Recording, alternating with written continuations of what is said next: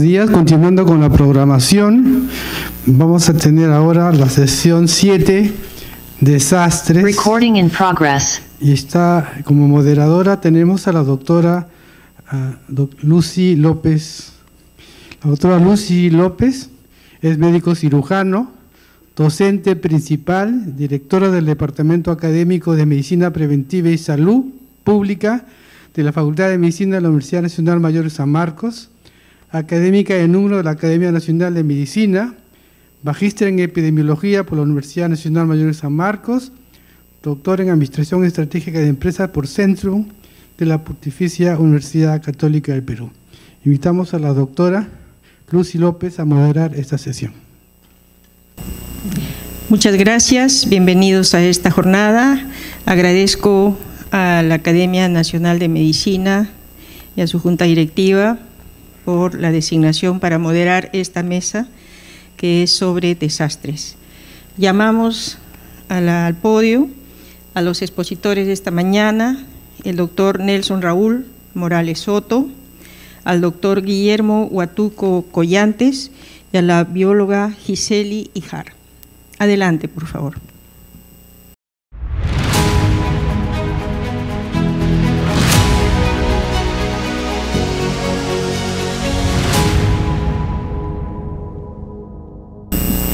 A continuación, presentamos al doctor Nelson Raúl Morales Soto.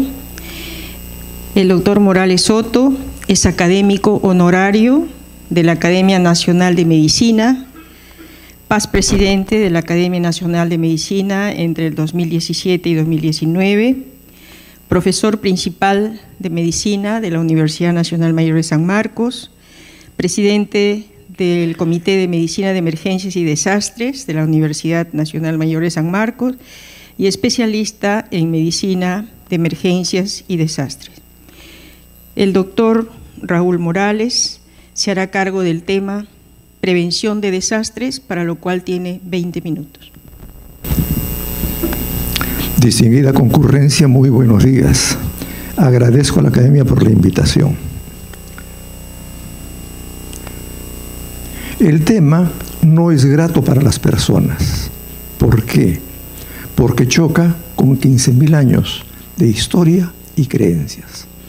En opinión de los científicos, todos los desastres son producidos por el hombre. Y en el pre, el trans o el post-desastre siempre hay mucha manipulación política. Eso está amarrado a la generación de daños. Al iniciarse el tercer milenio después de Cristo, la humanidad está entrando en un desfiladero peligroso. Es innegable el rol protagónico del hombre en esta coyuntura. El poder que ha alcanzado le permite hoy escribir la historia, pero la historia no admite retrocesos. ¿Qué está en juego? ¿Cómo hemos llegado a esto? En la imagen vemos a una familia en un país del centro del África, en crisis. Guerra, hambre, enfermedades pueden acabar con este país y con otros más. Es más, esta imagen puede ser una imagen fractal que se reproduzca al infinito y nos genere lo que todos tememos. ¿Podremos llegar a eso? ¿Cómo hemos llegado a esta situación? Este es un tema de análisis imperativo para las academias. ¿Por qué?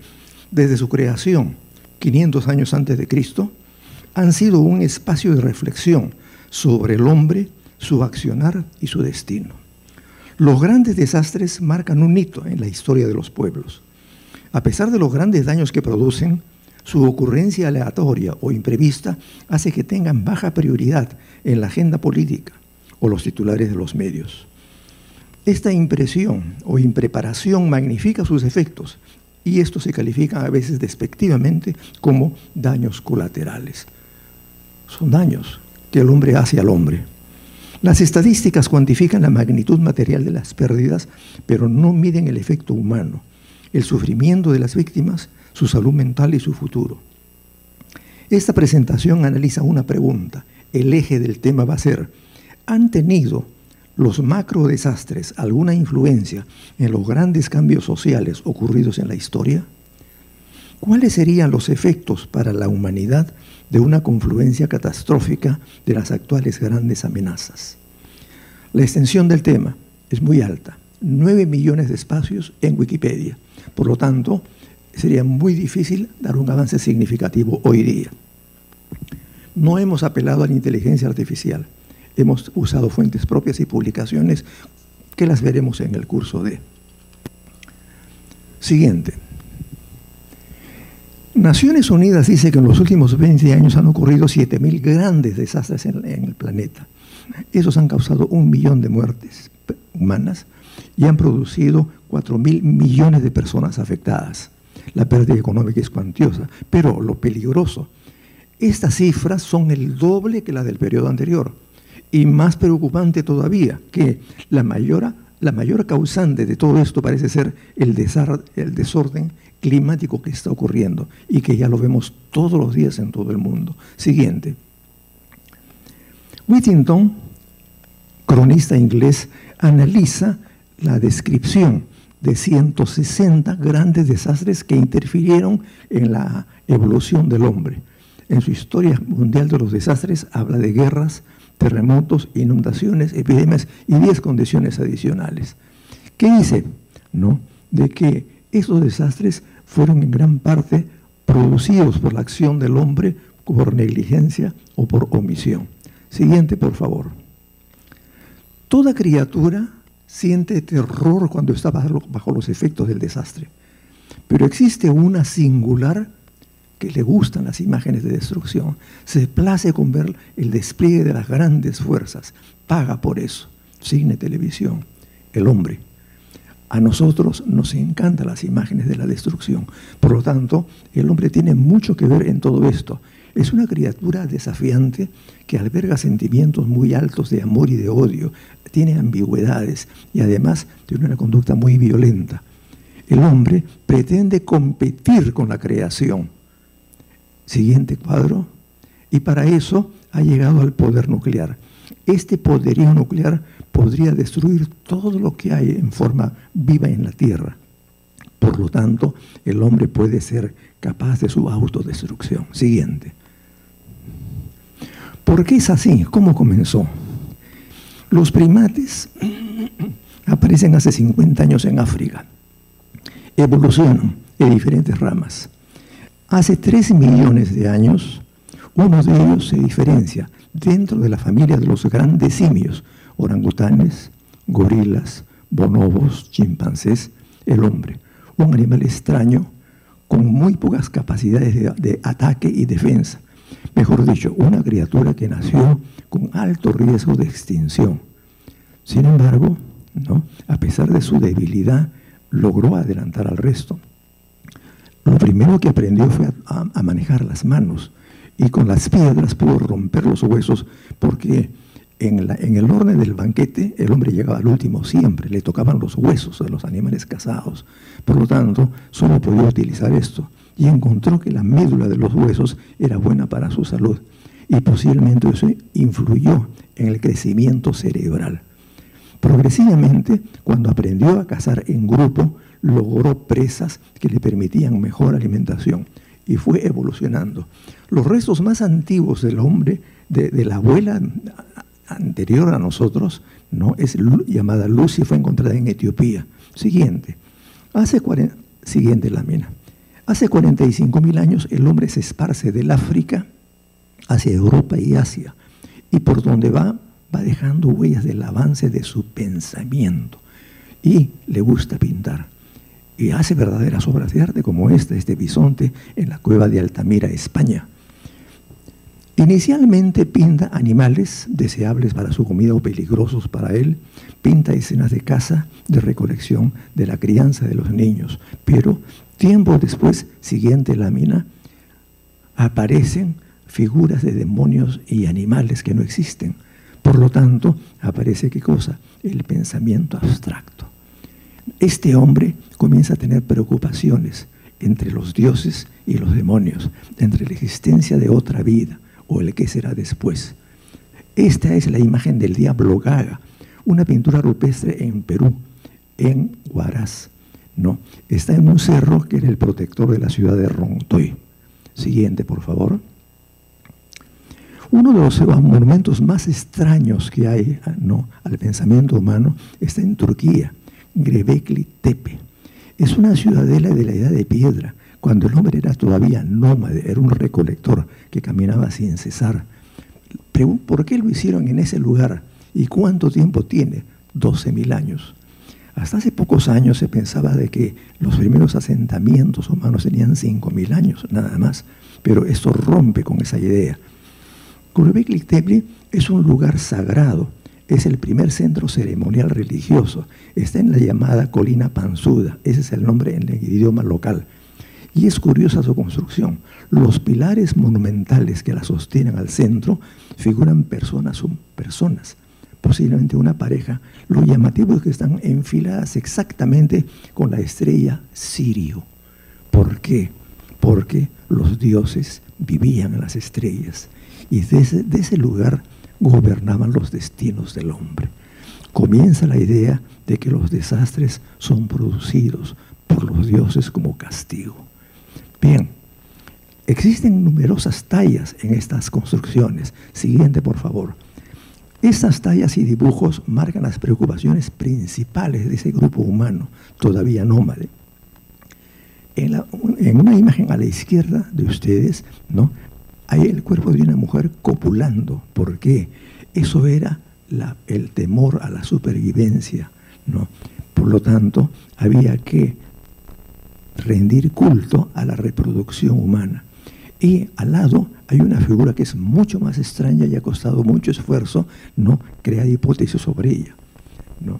Esta piedra de la derecha se llama la piedra de los cuervos, ¿no?, y refleja datos singulares que los científicos están estudiando.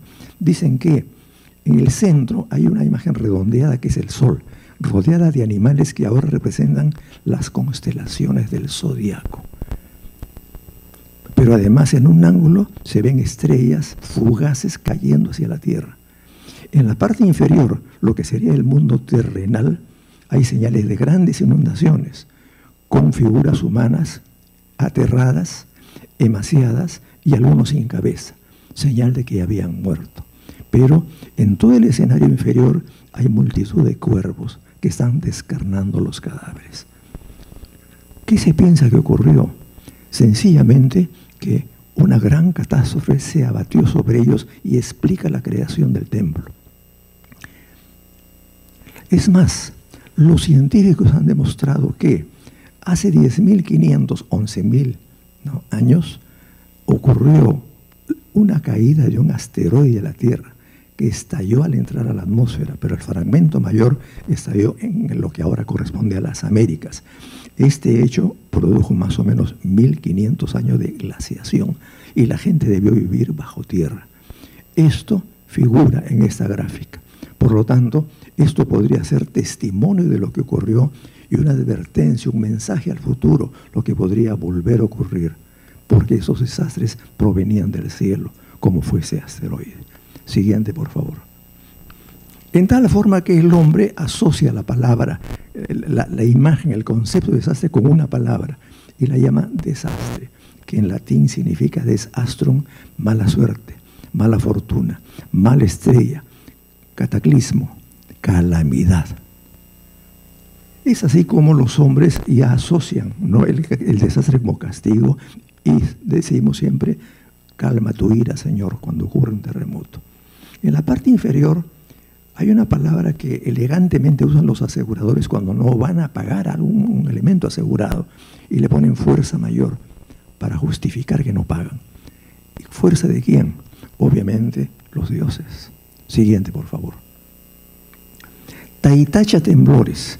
El culto comienza en el año 1650, cuando el rey Carlos V de España obsequia un lienzo con la imagen del Cristo de la buena suerte para el Cusco. Llega la imagen al Cusco y se produce un terremoto. La oración a la imagen detuvo el sismo. Por lo tanto, esta imagen es sagrada y venerada. Todos los años sale en procesión.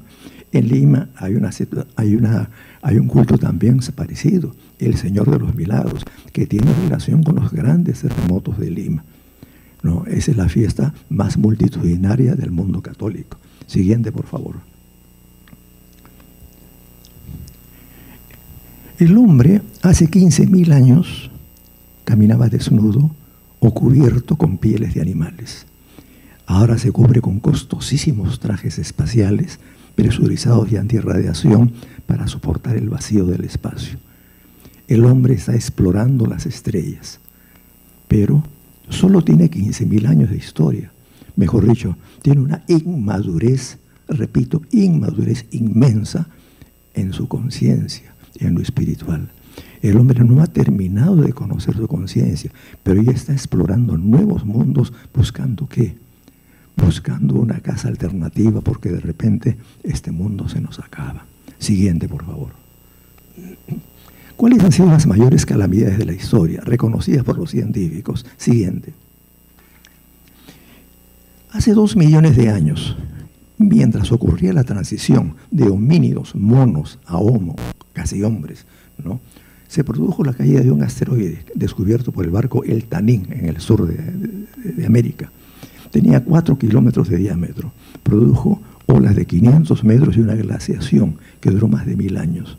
Esta fue la primera prueba de resiliencia para mostrar la supervivencia de ¿quiénes? De los más resilientes. Por lo tanto, los grupos débiles se extinguieron. Siguiente. El mayor desastre y más peligroso para la especie humana ocurrió hace 74.000 años en la actual Indonesia. La isla volcánica de Toba voló por los aires, por 10 días erupcionó gran cantidad de magma y cenizas que oscurecieron el planeta. Produjo 5 años de invierno volcánico seguidos de 1000 años de glaciación. Obviamente se entiende que esto obligó a la gente a vivir bajo tierra para poder protegerse. Este es el más grande desastre que afectó al hombre. ¿Por qué? El mundo tenía 1 millón de homos. Sobrevivieron solamente 10.000. Pero de ellos, solo 1000 eran parejas reproductoras.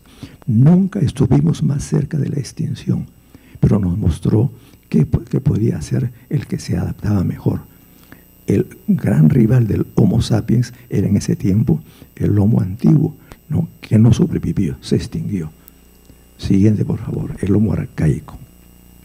No se sabe si esta historia es real o no lo es, pero dice así: en el año 600 de la vida de Noé, las compuertas del cielo se abrieron por 40 días y 40 noches.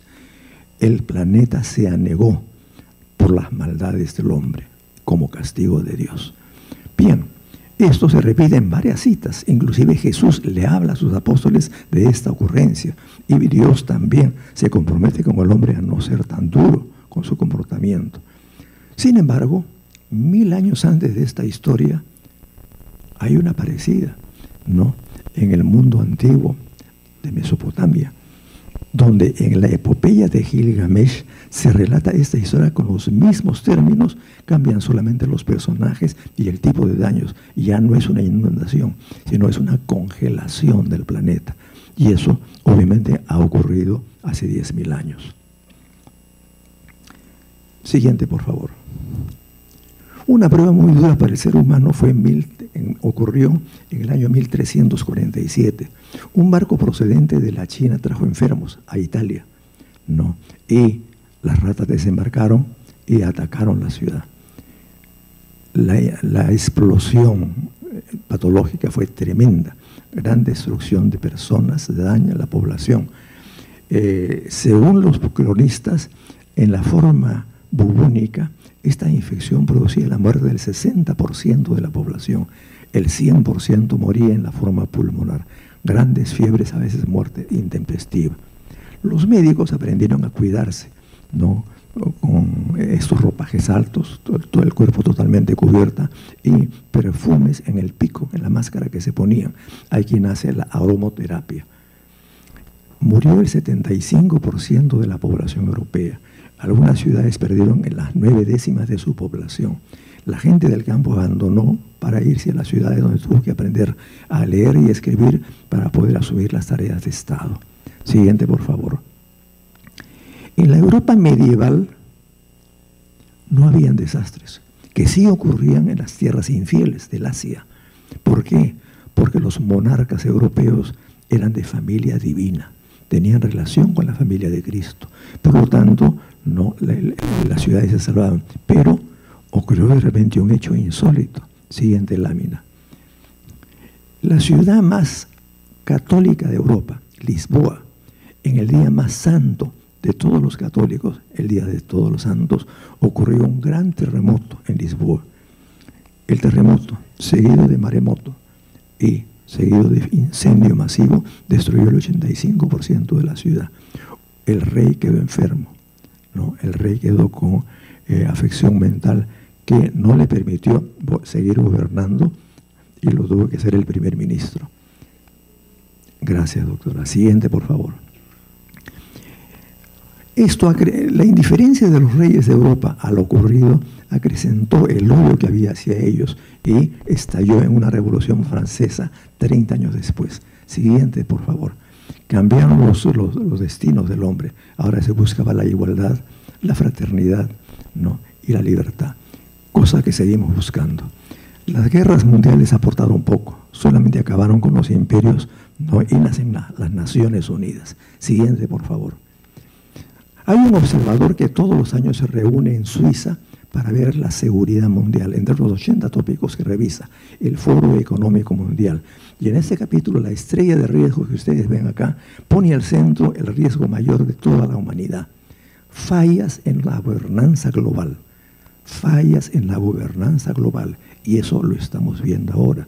Las relaciones entre los países, entre los continentes, se está afectando, se está rompiendo. Y los organismos con capacidad para regularla como Naciones Unidas están perdiendo fuerza y presencia. Una de las etiologías de esto, y muy cerca, es la corrupción generalizada, arraigada. Cosa que los peruanos la conocemos muy de cerca. Siguiente, por favor. El gran historiador inglés Niall Ferguson, en su texto Historia y Política de las Catástrofes, dice que todos los desastres son producidos por el hombre y que en todos los desastres siempre hay factores políticos. Por lo tanto, asumir esa culpa nos toca después de 15.000 años de creer que los desastres eran producto divino. Siguiente, por favor. Expresa el autor entre sus grandes temores lo ocurrido con coronavirus, ¿no? El origen incierto de ese elemento, y hace suponer de que en los laboratorios se esté trabajando con ingeniería genética. ¿Para qué? Para modificar microbios para uso bélico. Siguiente lámina. Y estos son los monstruos que puede producir. Esto es pandemia. Esto es una grave pandemia. Viruela mataba 9 de cada 10 niños enfermos. Por lo tanto, eso es grave. Es un pronóstico malo. Siguiente, por favor. Otro tema que le preocupa es el cambio climático. Grandes sequías, grandes inundaciones, tormentas súbitas por todo el mundo todos los días. Lluvia, vientos, granizo. Además, hay incendios inmensos. En Grecia está ocurriendo el incendio más grande en la historia de la Unión Europea. Y los huracanes, con gran violencia, se supone que van a aumentar en frecuencia y daño. Siguiente, por favor. Y el fantasma mayor es la guerra. En este momento tenemos una guerra asimétrica en Europa del Este, ¿no? Que está destruyendo un país entero. Y los países industrializados han acumulado una capacidad de fuego de 20.000 unidades. Si esto se desplegara en un par de horas, realmente el planeta va a cambiar. Siguiente, por favor. El volcán más grande del mundo es Yellowstone. Este es el volcán del fin del mundo. Si esto hiciera erupción, con toda convicción de que el planeta va a sufrir grandes daños. Siguiente, por favor. Terminando, por favor. Sí. Doctoras, doctores, este paraíso es nuestro hogar. Aquí nacieron y evolucionaron nuestros ancestros.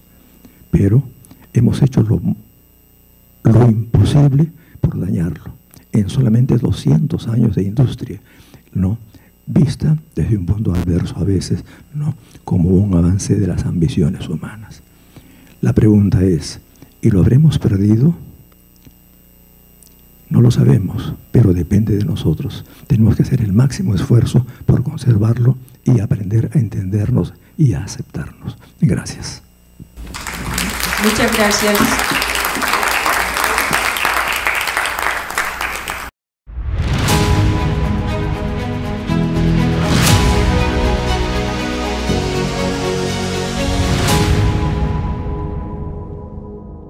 continuación, presentamos al doctor Guillermo Huatuco Collantes. Adelante, doctor Collantes. El doctor Collantes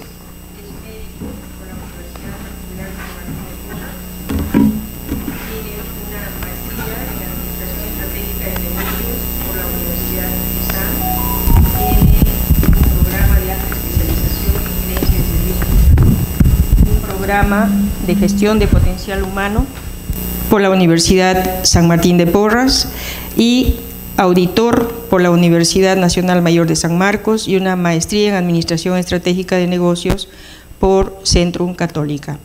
El doctor Guillermo Huatuco en estos momentos es director general de la Dirección General de Gestión de Riesgos y Desastres y Defensa Nacional en Salud del Ministerio de Salud. Tiene una vasta experiencia en el Ministerio como director general de la Dirección General de Telesalud, Referencias y Urgencias del MINSA, y ha trabajado en el sector público del Ministerio de Salud y en el sector privado. Adelante, doctor Huatuco, tiene usted 20 minutos. Muy buenos días con todos. Gracias al Colegio Médico y a sus autoridades, así también a la Academia Nacional de Medicina por estos espacios que nos brindan al Ministerio de Salud para poder dar información y sobre todo también sensibilización a las principales personas que van a intervenir en estas situaciones. A nombre del Ministro de Salud también venimos a dar una perspectiva de lo que venimos haciendo como Ministerio de Salud, tanto a nivel nacional como también en la parte local, regional y local. Lo que ahorita nos atañe en esta situación es algo muy preocupante. Todos los efectos de los fenómenos climáticos están impactando en nuestra salud.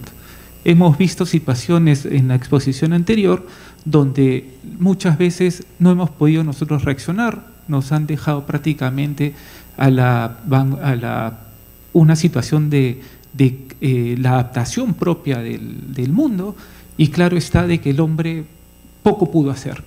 Han habido muchas situaciones que también no han podido interactuar porque no habían gobiernos, no habían rectores, no había prospección, no había reacción, no había corrección. Lo que les acabo de mencionar es netamente la política que basa la parte del Sistema Nacional de Gestión de Riesgos y Desastres, ni tampoco había las situaciones que cada uno de ellos en sus procesos, como es la parte de estimación del riesgo, así como también la parte de prevención, de reducción, de respuesta, de rehabilitación y hasta reconstrucción. Entonces, estamos allá hablando ya de acciones netamente planificadas, estratégicas, que nosotros debemos como ministerio poder recopilar dentro de todas las sociedades. Y ahí justamente viene cómo la ciencia, el saber y el conocimiento de estas asociaciones pueden nutrir también. Por eso es que estos espacios nuevamente son muy beneficiosos. Nosotros intervenimos en un aspecto netamente de gobierno central. Y dentro del gobierno central estamos ligados a distintos sistemas, planes de gestión de riesgo y desastre desde 2020 a 2023. Sociedades también científicas, consejos nacionales de asesores, el CENEPRED, Centro Nacional de Prevención, Reducción y del Riesgo de Desastres, el INDECI, cada uno tiene su función, son asesores, pero en cuándo intervienen es lo que debemos tener en claro, y sobre todo también cuál es la acción de rector como Ministerio de Salud y ejecutor de gobiernos locales. Esto aquí es prácticamente lo que a nosotros nos preocupa mucho. Estamos teniendo actualmente factores desencadenantes de toda la parte del cambio climático. Tenemos ya una perspectiva netamente de anomalías extraordinarias que han antecedido en el 98, y en el 83 y en el 98. En el 83 hubo muy poca información. Y este mapa realmente lo que visualiza es todas las partes de precipitaciones que hubieron en ese momento. Precipitaciones que ustedes verán que siempre se han dado mayormente en la parte del norte, y estos espacios donde vemos déficit hídrico. No hablemos de sequía, déficit hídrico. Es muy preocupante estas dos situaciones porque claro está de que trajeron distintas situaciones también, no solamente de aislamiento, enfermedades, alimentación, que probablemente todavía estemos nosotros teniendo un impacto. Y otras precipitaciones que hemos pasado hace pocos años, desde 2017 hasta el Niño Costero del 23, en el cual realmente tuvimos un simulacro, y un simulacro que debimos haber aprovechado, nos deja lecciones aprendidas, pero también nos deja múltiples pérdidas de compatriotas. Y eso realmente es lo que a nosotros nos preocupa. El bienestar y el desarrollo van de la mano. No podemos nosotros dejar de lado tener todos estos escenarios de entre precipitaciones, porque cuando lo juntamos a todos en base a una experiencia, también nos da un escenario netamente de desencadenantes. Cuando hablamos de desencadenantes es toda la parte de lluvias intensas a gran escala, a nivel tanto de la parte fenómeno de Niño global como también costero, en toda la zona norte. Por eso es que acá después vayamos a ver qué decretos hemos podido nosotros también establecer como gobierno central para poder atender 18 regiones que están dentro de la parte de lluvias intensas, que actualmente está vigente. Pero lo que perdió vigencia es toda la parte también de 9 regiones que están comprometidas a déficit hídrico. Estos escenarios de por sí a nosotros nos dan una pauta. Mucha humedad, déficit hídrico. Y veamos también las consecuencias. La siguiente, por favor. Cuando nosotros hablamos de consecuencias, nos centramos en dos grandes situaciones: inundaciones y movimientos en masa.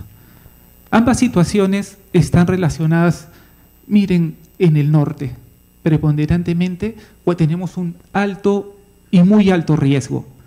Si hacemos un zoom, distritos aledaños tienen distinto comportamiento, distintas poblaciones, distintos tipos de servicios y distinto también de gente que también puede comprender y actuar. Distintos gobiernos locales, gobiernos nuevos, todavía son nuevos, a pesar de que también ya tienen más de 6 meses, asumen pasivos, asumen también planes ya aprobados, y claro está de que tampoco no se responsabilizan porque muchos de los planes no han tenido ni metas, ni tampoco presupuesto, y menos están también en relación a un seguimiento constante.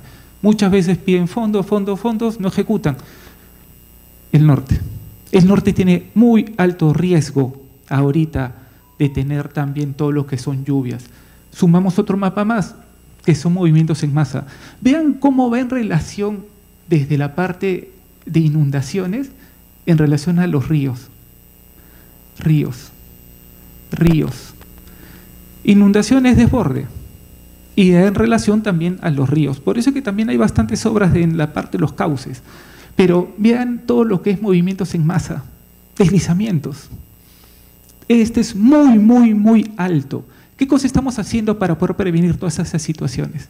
Como salud, nos dedicamos a la población y a la parte de condiciones, pero todo esto de acá es un factor de muy alto riesgo, y si lo juntamos en ambos, este es un escenario apocalíptico.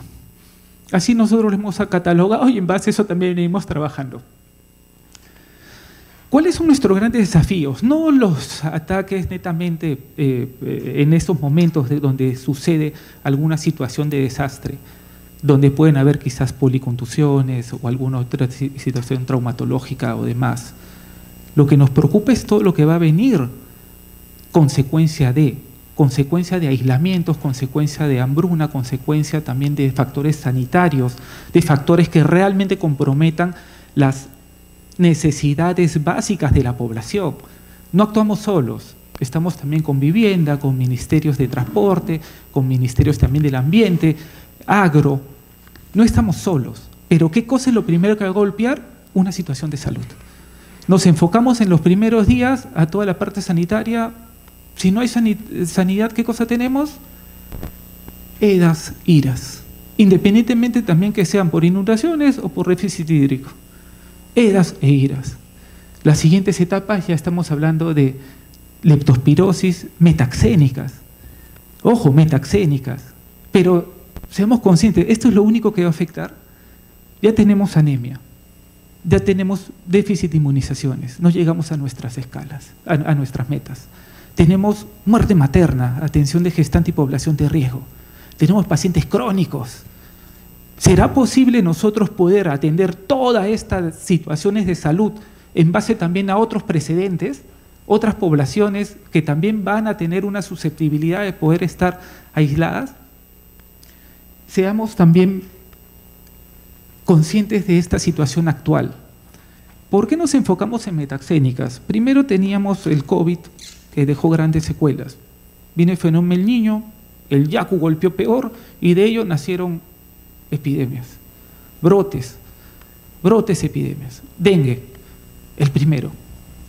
¿Pudo ser controlable? Sí, pudo ser controlable. Pero ¿qué acciones estamos haciendo? Por ejemplo, vean el dengue.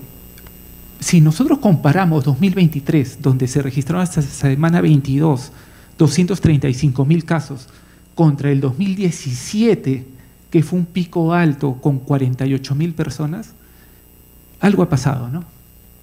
Algo ha pasado. Miren esta curva, esta proyección. Pero vean también, si es que esto lo hilamos a la cantidad de fallecidos, 399 fallecidos en 2023 y 48 a comparación de 2017. Impresionante. Y si es que nos enfocamos aún más, hacemos un zoom, Piura, Lambayeque, Trujillo, La Libertad, Tumbes, Ica al sur, pasando por Lima, tenemos una alta probabilidad también de tener factores desencadenantes. Tenemos un brote ahorita de dengue también en Tumbes. Y claro está también en Piura, donde siguen focalizados, por ejemplo, Sullana, Castilla, Morropón, Querecotillo, donde muchas veces estos distritos, estas provincias, han quedado también aislados. No solamente es destrucción, caos, sino también de temas sanitarios, sino también aislamiento. Veamos cómo se ha comportado también el dengue. Tenemos una curva y 75% ya de reducción a comparación de las primeras semanas, que son las 2 y 24, donde golpeó más. Pero estos temas focalizados sin acción, ¿cómo vamos a poder nosotros controlarlo? Leptospira, 9.000 casos reportados hasta la fecha, 9 fallecidos. Loreto, La Libertad, Apurímac y otros departamentos más. Es preocupante, es preocupante. Y más preocupante porque hay un vector que es el Aedes aegypti y que está en 22 regiones y que transmite justamente varias enfermedades que hemos mencionado en la lámina anterior: Zika, chikungunya y dengue. Aunámonos, por eso les digo, a todas las otras enfermedades que también pueden aparecer, como peste. No tenemos peste desde 2018, el último caso fue reportado en la semana 40 de 2018, pero puede aparecer, y ahí también hay brotes, y también hay situaciones que el gobierno central y también el gobierno a nivel del Ministerio de Salud deben adoptar medidas, y a través de distintos mecanismos.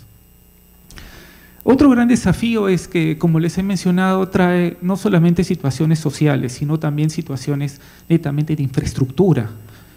Nosotros hemos podido recopilar a través también de una información pobre que tenemos a nivel del Ministerio de Salud, que son los formularios de daños y necesidades.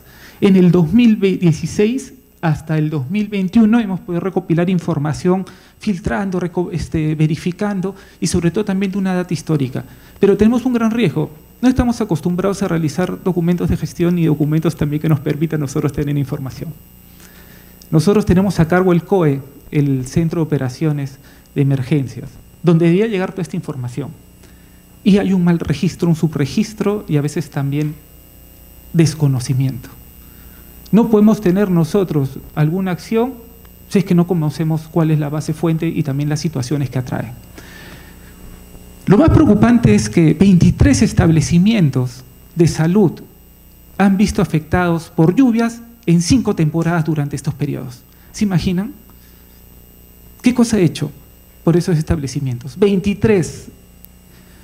Y después 86 establecimientos de salud que se han afectado en 3 temporadas durante esos años. Techos, cauces, diques, infraestructura, materiales, medicinas, recursos humanos. ¿Qué cosa han hecho? Y vean ustedes cuáles son las principales regiones, las que van a estar golpeadas por todo lo que es la parte del fenómeno del Niño. El norte. ¿Qué cosa es lo que nosotros también tenemos entonces como escenario? Es un gran desafío porque más del 70% está en el primer nivel de atención y es lo que también sirve como contención. ¿Qué estrategias tenemos? Ya les hemos mencionado. ¿Cuál otro gran desafío?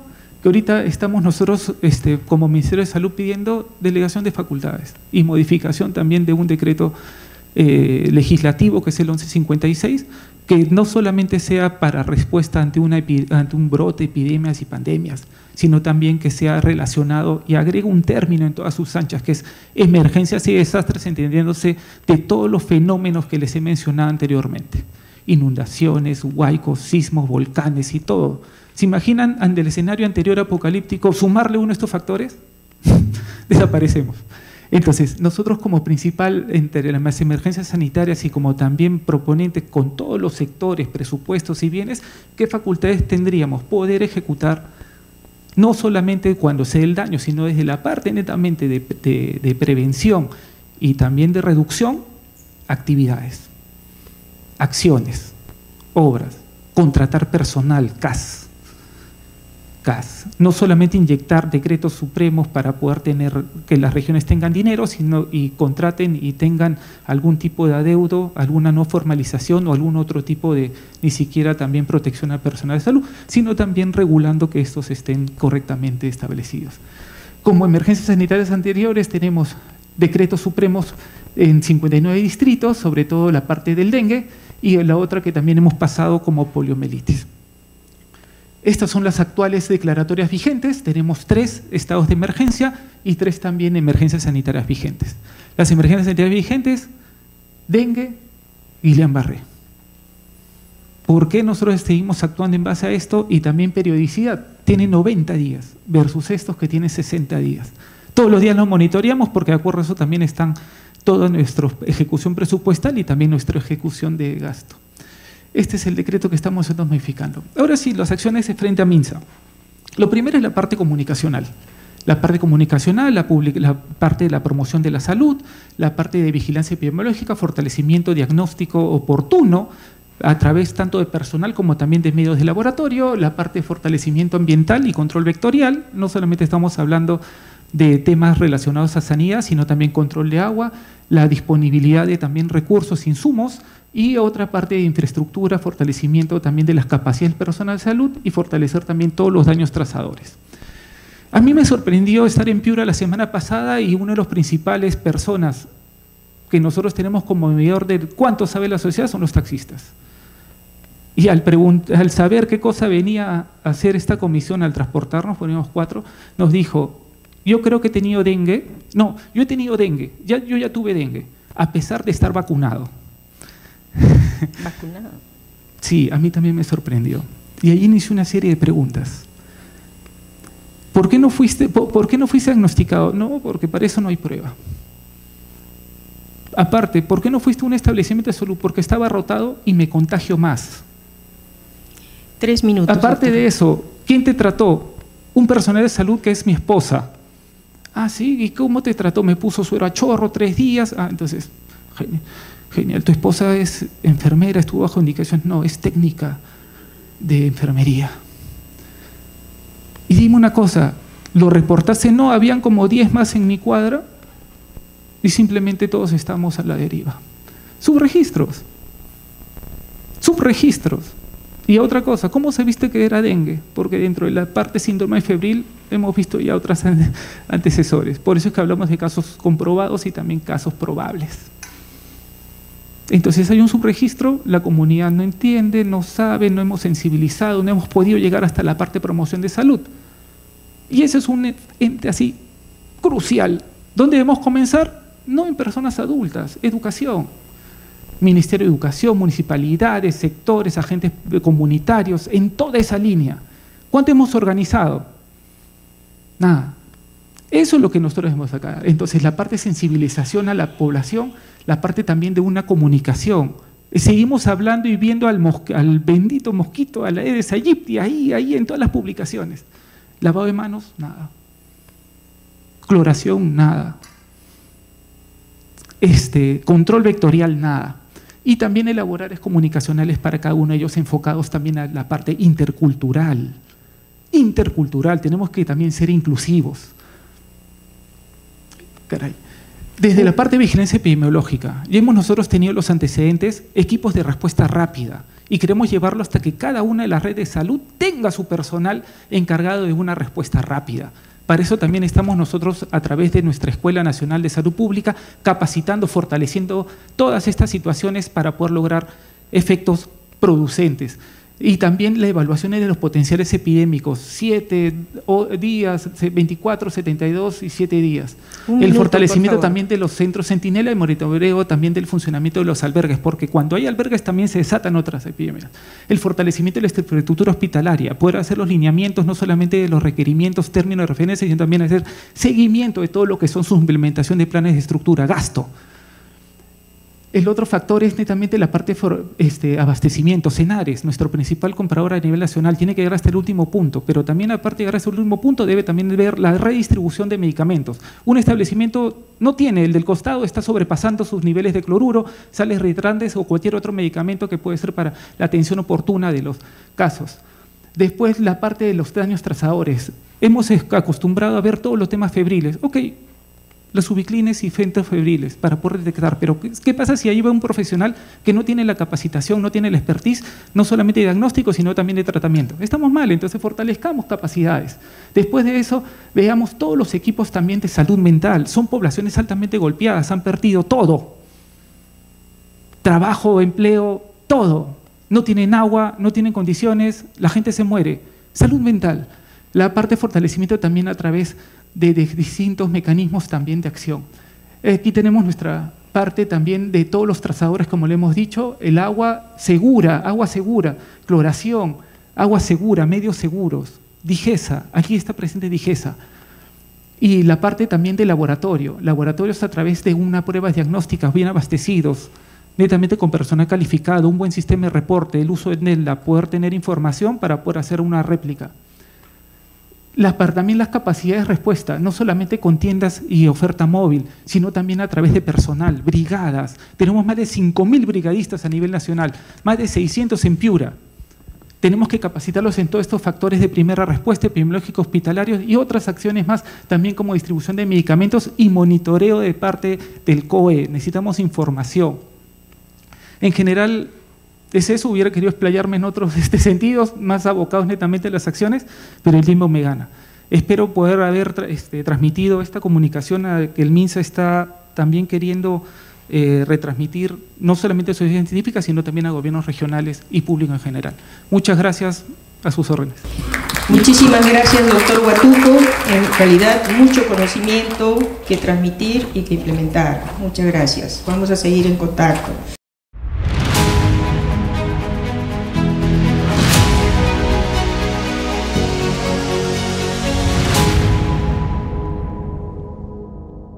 Y ahora presentamos a la magíster bióloga Giseli Ijar. La magíster es bióloga por la Universidad Ricardo Palma, tiene una maestría en bioquímica y biología molecular por la Universidad Peruana Cayetano Heredia y por la misma universidad una maestría en investigación epidemiológica y una maestría en salud pública y gestión en sistema de salud por la Universidad San Martín de Porres. La magíster tendrá 20 minutos para presentarnos su trabajo, El fenómeno del niño 23-24. Adelante, por favor. Muy buenos días. Quiero agradecer a la Academia Nacional de Medicina por la invitación. Y yo vengo a compartir con ustedes ya, quizás los dos doctores que me han antecedido, es como decir un poco lo que concluye todo lo que hemos estado viendo con respecto a desastres y específicamente al fenómeno del niño. En el 2016, les quiero mencionar, justamente a raíz de la problemática que vivíamos en el país, creo que es la que tengo que avanzar. La gran pregunta que nos hacíamos primero era el efecto que tenía, básicamente el efecto que tiene el fenómeno del niño y su relación con respecto a la preparación y a la respuesta que debe tener los países. Y no necesariamente hablábamos por el efecto que tenía en el país en ese momento, sino también a raíz en otros lo mismo que podría ocurrir en otros países. Entonces, lo primero que teníamos que saber es pues una definición oficial, a qué se debe el fenómeno del niño. Bueno, esta es la definición que la obtenemos de la fuente que ustedes pueden ver. Y básicamente es considerar que este incremento de temperatura debe tener de 0.5 a más, por lo menos 5 meses consecutivos, ¿no? Y esto se da por el calentamiento, ustedes saben, de la superficie del mar, como lo menciona ahí, que van de una corriente occidental a una ecuatorial. Esta iniciativa, esta preocupación, básicamente, y una iniciativa a nivel internacional, pues se dan en muchos años, como me han antecedido, son muchos años, muchos esfuerzos que han venido en diferentes décadas. Y recién este año salió este documento publicado justamente dentro del proceso de una búsqueda de la evidencia disponible. Encontramos este documento de la Organización Mundial de la Salud que justamente menciona muchos aspectos de preparación, muchos aspectos de intervenciones en salud pública y también los efectos que tiene esto con respecto a la economía de muchos de los países afectados. No, esto es un documento que está disponible, ustedes lo pueden ver también ahí, y básicamente lo que hace es enfocar el fenómeno del niño. Esta parte resume, esta figura resume básicamente cuáles son todos los efectos que me han antecedido el doctor, justamente que mencionó el doctor Huatuco, de muchos de los efectos que ha tenido y que tiene en nuestro país. Y estos no son diferentes, igual las tormentas, las sequías, las inundaciones y todo lo que ustedes ven en verde son el impacto que va a tener en cada uno, las enfermedades infecciosas transmitidas por vectores, las enfermedades transmitidas por el agua debido a la calidad del agua y los servicios disponibles. También tenemos las enfermedades respiratorias y otro aspecto importante que justamente parte de la evidencia que vamos a ver, no sé por qué regreso, a ver. Un aspecto importante que se menciona en los últimos documentos, porque este documento nosotros lo actualizamos, esta búsqueda, se hizo una búsqueda en la cual muchos de los aspectos y factores y tópicos mencionaban mucho la salud mental y los efectos post-traumáticos o los efectos sociales, ¿no? Después todos los demás vamos a ver que son muy similares, lo que ven es una figura con lo que se tuvo en esta búsqueda. El impacto grande no solamente, como mencionaba el doctor, tiene que ver con la parte de la salud, sino también con la economía de los países afectados. Y es por ello que ustedes ven en este ejemplo, solamente para verlo, el periodo del fenómeno del niño, en los años 1997 y 1998, vemos estos picos de disminución de nuestra economía en los ámbitos más importantes que tiene el país, ¿no? Como la parte agropecuaria, la pesca, lo que vendría a ser la minería. Y claro, ustedes ven cómo va la disminución en estos periodos por fenómeno del niño, en estos años, cómo disminuyó el PBI. Entonces, es una relación muy directa y que se estimaba, siempre se hacen estimadores en este sector, sin embargo, estos estimadores fueron por debajo de lo esperado, ¿no? Llegando así a tener los efectos globales de producción, ¿no? Por debajo, se redujo a menos 4.1% en mayo de ese año y menos 3.3% con respecto a junio de ese mismo año. Entonces, vemos que guarda una relación muy directa. Entonces, en base a ello y todo lo que involucraba, como les mencionaba, en el 2016 se hizo esta revisión exhaustiva, porque no es una revisión sistemática, es una revisión exhaustiva, teniendo una pregunta principal, que es ¿cuáles son las intervenciones de salud pública efectivas para la preparación y respuesta ante desastres naturales en el contexto del fenómeno del niño? Esto fue publicado con un equipo técnico del Instituto Nacional de Salud y también miembros del CDC Perú, ¿no? ¿Cuáles fueron los resultados principales de esta revisión en ese momento? Justamente fueron cuáles eran los efectos principales con respecto al fenómeno del niño en las actividades principales que justamente les mencionaba, igual al documento de la Organización Mundial de la Salud: pesca, agricultura, ganadería, exportaciones, energía y transporte. Cada uno de ellos con sus actividades en lo que afectaba en ese momento. Por ejemplo, la disminución de la economía con relación a la pesca, ¿no? La migración de especies marinas, es un poco la relación directa con respecto a la pesca, la afectación de la pesca industrial y la caída de la producción. En agricultura igualmente, el hecho de los cambios de temperatura, esto producía sequías o en algunos casos inundaciones. Entonces la reducción de la cosecha y la producción y llegar al mercado y al consumidor realmente disminuyó. Igualmente la ganadería, la exportación, igualmente el gran impacto que tiene esto con respecto a los dos más fuertes actividades de exportación que se tiene, la pesca y la agricultura.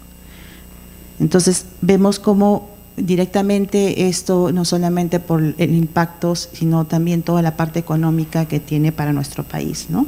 Y esto va sumando, no solamente es de un fenómeno inicial, sino se va haciendo una suma. Y justamente lo que vemos más en detalle también aquí es que en el sector salud, ya viendo, y el doctor justamente Huatuco me antecedió claramente los mismos daños que vemos, ¿no? Si vamos siendo más específicos en los que serían las enfermedades transmitidas por vectores, tenemos igual dengue, malaria, leishmaniosis, en las enfermedades zoonóticas igualmente, hantavirus, leptospira, peste, transmitidas por agua, cólera, fiebre tifoidea, shigelosis, infecciones del sistema nervioso, meningitis y enfermedades de la piel, verrugas virales, rosácea, conjuntivitis, y las enfermedades respiratorias, la SIRA, ¿no? Asimismo, este último, si bien es cierto, está en el último en la lista, pero sin embargo en las últimas revisiones que vamos a ver a continuación luego, cuántas revisiones tenemos, realmente esto ocupa uno de los principales estudios de investigación con respecto a la relación de estos fenómenos y desastres. Bueno, ese es el resumen de aquella vez, de los documentos que se encontraron. Fueron revisiones sistemáticas, que es un conjunto de estudios que tienen un mismo objetivo, una misma pregunta. Entonces, en aquel momento se tuvieron 5 revisiones sistemáticas, cada una de ellas en las intervenciones que se mencionaba, por ejemplo, con respecto a lo que vendría a ser los métodos. Esto es el tipo de estudio que se encontró. La efectividad del método de estudio en series temporales para predecir el fenómeno del Niño. El segundo estudio era la efectividad de las intervenciones en salud pública con respecto al cambio climático. Y el siguiente revisión de la literatura fue cómo enfrentar estos riesgos, ¿no?, en la salud frente a las inundaciones. Igualmente, impacto sobre la salud en las inundaciones. Y el último, la evidencia de los efectos de la salud pública con referente a la sequía. Cada uno de ellos nos mostraba sus principales resultados, pero en su mayoría lo que nosotros podemos encontrar y lo que se ha dicho no es diferente. ¿Cuál es el impacto grande del fenómeno del Niño? Tiene que ver mucho con las características que tiene cada uno de los países y con respecto a su estabilidad y cómo tienen los servicios, por ejemplo, de salud, ¿no? El doctor también lo mencionó. Este impacto va a depender mucho de cuáles son los recursos que tenemos para enfrentar cada uno de estos del impacto del fenómeno, cuánta disponibilidad tenemos, por ejemplo, en medicamentos, en pruebas diagnósticas, cuánto recurso humano tenemos para afrontar cada una de estas enfermedades. Entonces, no estamos lejos de lo que la literatura internacional lo menciona. Sí. Y haciendo una actualización de esta misma pregunta, ya hasta la actualidad, es que encontramos otras revisiones sistemáticas relacionadas justamente al mismo tema. Se hizo esta búsqueda en las bases principales de la literatura. Recuerden que esta revisión es una revisión internacional, no es local. Por eso es que es importante cómo no difiere nada de lo que ocurre en nuestro país y en los países que tienen que podrían tener ese mismo efecto. Se han recuperado 9 documentos a hacer la actualización y uno de ellos es este metaanálisis. Es un estudio ya no solamente de buscar toda la evidencia con respecto a una pregunta, sino también estadísticamente cómo se comportan estos datos. Entonces, ¿cuál es la conclusión de este estudio? Que fue el 2002, que es justamente lo que buscaba, es cuál ha sido el impacto de este efecto de las inundaciones, del cambio climático. Lo que menciona es que si nosotros vemos que si a largo plazo tenemos un daño, como por ejemplo la desnutrición, que es un tema también importante que lo mencionan en la mayoría de los documentos, entonces vamos a tener que darle una prioridad a estas intervenciones a esta población, específicamente en niños, ¿no?, de 1 a 2 años y en adultos. Lo otro que hay que poner mucha atención es en la parte que se relaciona con la parte de la agricultura. Y básicamente, ¿por qué? Porque esto tiene que estar relacionado a la alimentación, a los alimentos que llegan a los hogares. Asimismo, lo que se menciona es la sostenibilidad de la calidad del agua. Y esto se refiere básicamente a una recomendación que se debe realizar las prácticas por riego con agua. Igualmente, lo que mencionan es lo importante, ¿no? Poner en agenda esto en las agendas políticas de los decisores. Entonces, esos temas, si bien es cierto, los conocemos ya y tenemos la experiencia recogida de varios años, sin embargo, es importante esta continuidad de que puedan ser vistos por los tomadores de decisiones. En este documento que les mencioné, el primer documento de la Organización Mundial de la Salud, interesante es ver cómo ellos ya a este nivel, con la evidencia disponible, con toda la evidencia, han podido hacer una calificación de cómo se mediría un riesgo metodológicamente con respecto a justamente el impacto del fenómeno del Niño. Entonces uno puede mirar acá, es la probabilidad que puede existir, en esto está relacionado a cuánto podría darse, por ejemplo, un brote, ¿no? Y básicamente para esto van a utilizar diferentes modelos matemáticos, que existen muchos, ahora más aún ahora con la inteligencia artificial, y esto básicamente lo que mide son los números de casos y los números dados por el daño en un determinado tiempo, específicamente en los 3 meses. Lo otro es la magnitud, ¿no? La magnitud, cuál es el impacto que tendría este brote y el incremento igualmente de los casos en la población. Y el riesgo básicamente es poder ver tanto el riesgo como la magnitud para poder determinar justamente la morbilidad y mortalidad en la población en los últimos 3 meses.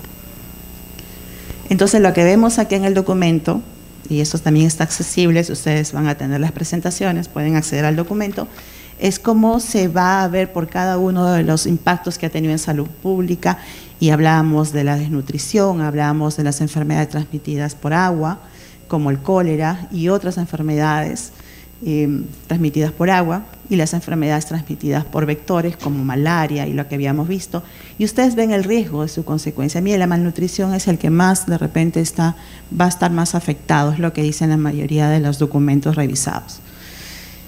En calidad de moderado, también tenemos las enfermedades transmitidas por agua, y las enfermedades transmitidas van a ser mayores, transmitidas por vectores, ¿no? Asimismo tenemos las enfermedades transmitidas por roedores.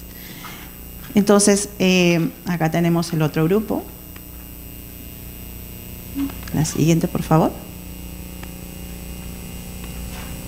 Sí. El siguiente grupo también menciona aspectos que tienen que ver con biointoxicación, ¿no? Justamente el hecho de que se mencionaba anteriormente es esta migración que existe no solamente en la población para lograr tener, por ejemplo, los alimentos o el trabajo de diferentes áreas de movimiento que existe en los humanos, sino también en lo que vendría a ser la fauna, ¿no? Entonces, todo esto tiene un impacto y una correlación. Lo otro importante es lo que vendría a ser el estrés por calor también, porque eso produce los cambios climáticos. Acá se habla un poco más de aspectos más generales, y lo que vendría a ser las condiciones que les mencionaba, importante la parte de salud mental, ¿no? El aspecto que tienen que ver todos estos cambios climáticos y fenómeno del niño con respecto, se mencionaba, por ejemplo, la pérdida primero de lo principal, la pérdida de sus propiedades, lo otro, las pérdidas a veces de muchos parientes o familiares, y la pérdida de la parte social, ¿no? Entonces, ese es el gran impacto.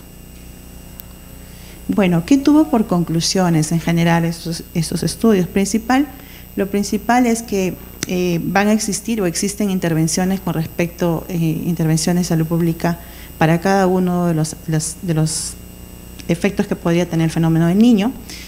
Asimismo, ¿cómo influye todo ello? Bueno, va a influir principalmente en la parte de salud, con lo que vendría a ser la parte de acceso, ¿no? Por ejemplo, el hecho de una quimioprofilaxis cuando un paciente está ya con un tratamiento o empieza un nuevo tratamiento, la vacunación, el tratamiento de aguas intradomiciliares y comunitarias. En algunos casos esto depende de en qué región nos encontramos.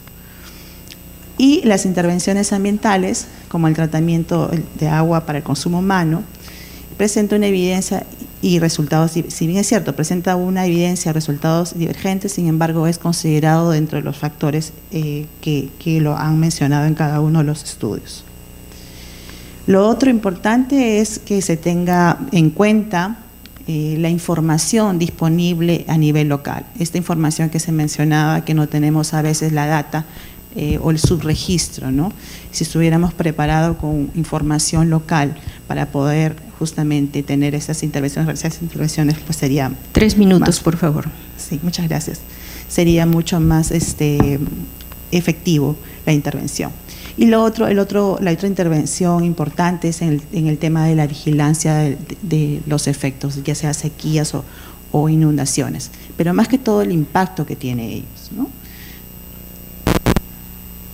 La siguiente, por favor. Lo otro es hablamos siempre y relación con enfermedades transmitidas por aguas. Entonces, lo principal que se menciona también es la disponibilidad de este recurso de forma segura, ¿no? Ya que esto tiene que ver mucho con la parte de la salud de la población, que puedan tener también, que se pueda tener esta calidad del agua y que sea de bajos recursos. Entonces, estas intervenciones se tienen en cuenta. Lo otro importante que se menciona en algunos de los estudios es que muchas de las investigaciones que se quieren hacer con respecto a los indicadores que se han encontrado en cada uno de ellos, se ven detenidos o se ven de repente afectados directamente porque no hay mucha inversión en la investigación con respecto a esta área. La siguiente, por favor. Sí. Entonces, asimismo, cuando uno empieza a ver y a considerar en cada uno de los estudios factores importantes, pues busca siempre la equidad en la forma como se va a implementar cada una de estas intervenciones, cómo se va a poder hacer una mitigación con respecto a muchos de los problemas de salud que se… Entonces, es importante también que aquí, en general, en la parte ya de la búsqueda, de la revisión que se hizo, es aplicar ciertas disponibilidades de investigación, básicamente. Asimismo, se sugiere, pues, en los estudios como conclusión se mencionan que se sugiere un monitoreo y una vigilancia del fenómeno niño y su implicancia en salud pública para que se garantice justamente la comprensión de la vulnerabilidad y las necesidades no solamente locales, regionales y nacionales. Y lo otro importante, ¿no? Si bien es cierto, esta evidencia ha recogido la información de revisiones sistemáticas, sin embargo, siempre cuando uno quiere, o los decisores o los tomadores de decisiones quieren poder tomar esta evidencia para coger o adoptar una intervención, es importante que se considere que esta es una información internacional y lo tiene que localizar o contextualizar al sistema de salud del país. Creo que esa es la última, sí. Muchas gracias. Perfecto, muchísimas gracias, licenciada Higar. Muchísimas gracias por la contribución a los 3 panelistas.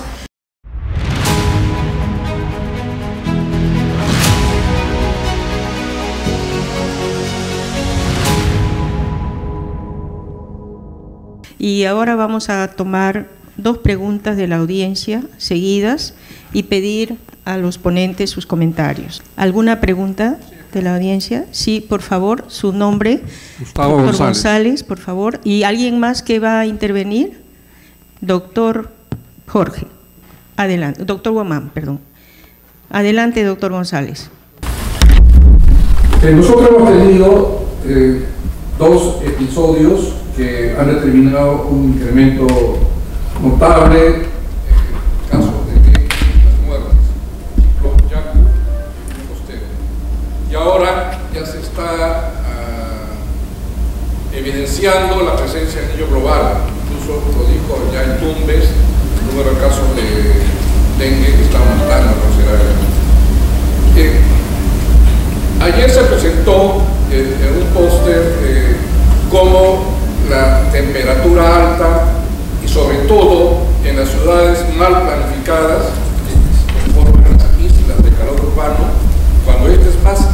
elevado, hay mayor cantidad de dengue en Lima. Y cuando hay mayor áreas verdes, el caso de dengue disminuye. Y si se hace el análisis por incidencia por 100.000 habitantes, también hay la misma relación. Eso quiere decir que en el Perú estamos teniendo una mala planificación urbana y eso no ha sido manifestado. En segundo lugar, el fracaso en el mundo sobre la lucha contra el dengue es por la resistencia a los insecticidas, que tampoco fue mencionado. Y acá se hizo en junio, porque la norma hacer la evaluación de susceptibilidad de los vectores al malatión, en este caso que es la que se usa para la fumigación, y en los 5 lugares había resistencia.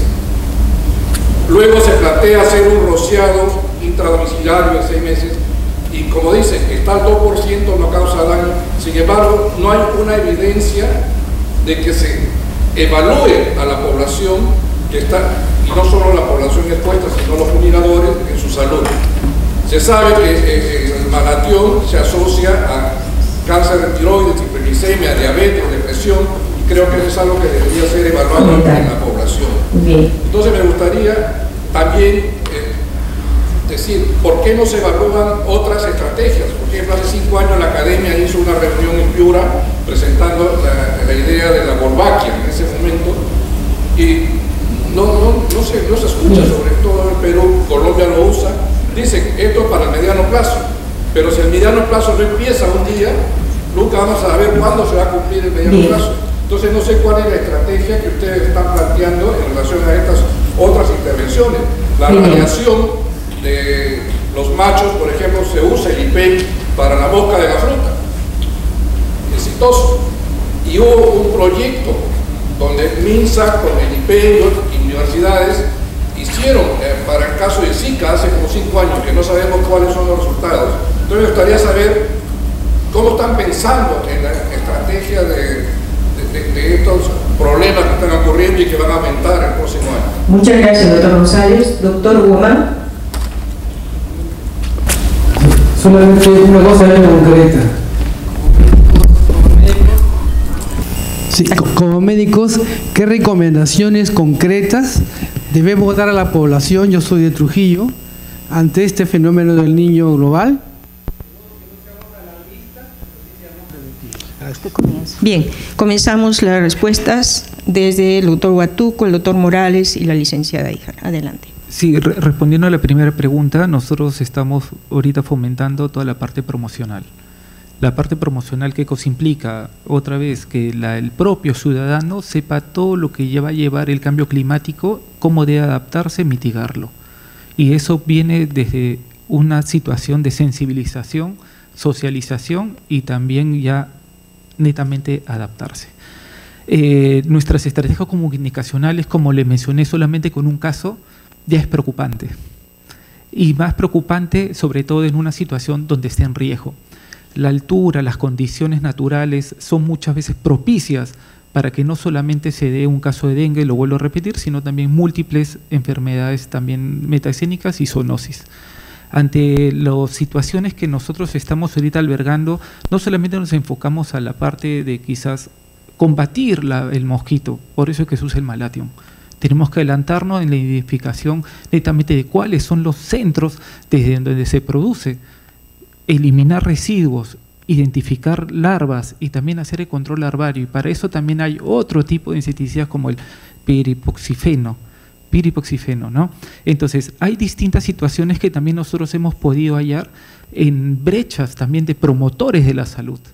Promotores de la salud y sobre todo también agentes comunales, agentes que puedan identificar todo esto, hacer nexos y poder también eliminar la fuente desde donde se producen todos estos casos.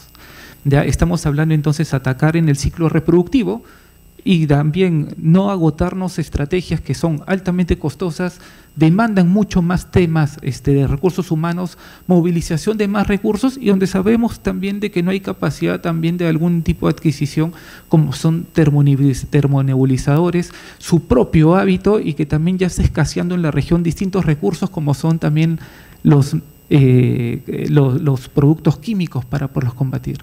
Seamos conscientes de que ahorita también se viene un tema económico, un tema también de escasos recursos, y todos se van a preparar también para este tipo de situación. Apostemos por lo que también veamos, como digo, en cada una de las fases, ¿no? Retomando promoción, control larvario, netamente vigilancia epidemiológica sobre los casos, capacitación y fortalecimiento de estos personales de salud, promotores de salud, propios periodistas, comunicadores, para que también puedan y sepan retransmitir, y las líneas gráficas también, dejando de lado ya todo el tema del zancudo, mosquitos y todos los otros vectores, para enfocarnos netamente a temas preventivos promocionales. La otra, sí, sí. Ok, doctor Mora. Sí, primero la doctora. Yo, con respecto a la primera pregunta, solamente quería añadir que los esfuerzos y las intervenciones se están dando a través de justamente el Ministerio de Salud. Sin embargo, también es importante considerar esfuerzos que se están haciendo a través de los institutos de investigación. Hay varias propuestas de proyectos que justamente tienen que ver con lo que mencionó el doctor, ver unos cambios de propuestas de nuevas investigaciones con respecto a las intervenciones. Entonces, no debería estar muy de lejos siempre este fortalecimiento de las instituciones académicas deberían llevar de la mano justamente con este problema tan importante, porque sí conozco que se están haciendo muchas estrategias con respecto a vectores, por ejemplo, justamente por el tema de dengue. Me han parecido muy buenas las presentaciones y las preguntas que se han formulado, pero yo sugeriría prisa, es decir, tenemos que actuar rápido, antes que las ciudades se inunden. Cuando esto ocurre, se acaba la discusión. Muchísimas gracias. Veo que hemos quedado con bastante inquietud a partir de las reflexiones que se han hecho en esta mesa.